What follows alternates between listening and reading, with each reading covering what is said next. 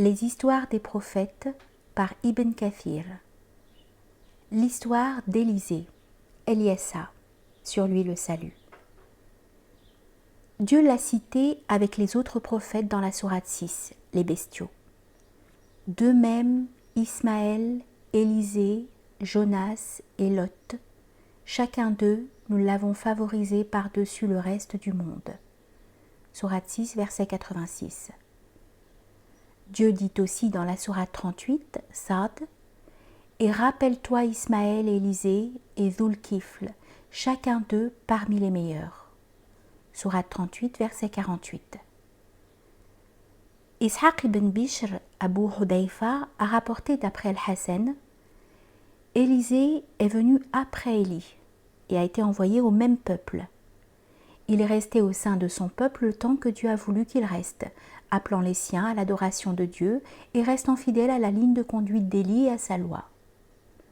Après que Dieu l'eut rappelé à lui, il eut divers événements et séditions au sein de son peuple, et les tyrans se multiplièrent, en tuant les prophètes que Dieu envoyait. L'un de ces tyrans était un roi despote et entêté. On rapporte que c'est à lui que Dhul-Kifl avait promis le paradis, et il s'en était porté garant s'il se repentait et revenait à Dieu. C'est pour cela, dit-on, qu'il fut appelé Dhul-Kifl, celui qui se porte garant. Mohammed ibn Ishaq a dit qu'il s'appelait Élisée, en arabe Eliessa, fils de Artoub. Ibn Jarir et d'autres ont dit qu'après la mort d'Élisée, les enfants d'Israël versèrent dans la sédition, la rébellion et les actes illicites. Ils tuèrent bon nombre de prophètes. C'est alors que Dieu les soumit à la domination de rois et de dirigeants despotes qui les persécutaient et versaient leur sang. Il les mit aussi sous la domination et le joug de leurs ennemis extérieurs. Chaque fois qu'ils combattaient leurs ennemis, ils avaient avec eux l'arche d'alliance.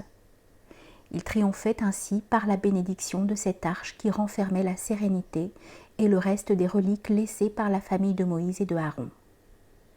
Or, au cours d'une bataille qui les avait opposés aux habitants de Gaza et de Ascalon, ces derniers les vainquirent et s'emparèrent de l'arche. En apprenant cela, le roi mourut de tristesse, et les enfants d'Israël restèrent comme des brebis sans berger, jusqu'à ce que Dieu leur envoya un prophète parmi eux, du nom de Samuel. Ils lui demandèrent alors de leur désigner un roi, afin qu'ils combattent sous ses ordres, leurs ennemis. Mais nous le verrons plus loin. Ibn Jarir a dit « Il y avait entre la mort de Josué, fils de Noun, et la venue de Samuel, fils de Bali, 460 années. » Il cita ensuite tous les noms des rois qui avaient régné sur les enfants d'Israël durant cette époque, ce que sciemment nous éviterons de faire.